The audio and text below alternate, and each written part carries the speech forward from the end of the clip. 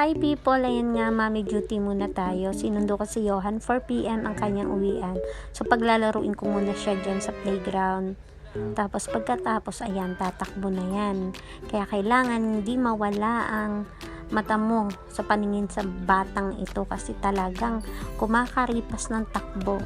Yan, sasayaw-sayaw pa yan. Pero pag nakakita na ng labas yan, nako talaga, matutuyo ang dugo mo sa batang to, pero okay lang, masaya naman ako. Ayan, ayan nga, tumakbo na nga, buti walang ganong sasakyan. So dito kami sasakay sa motor.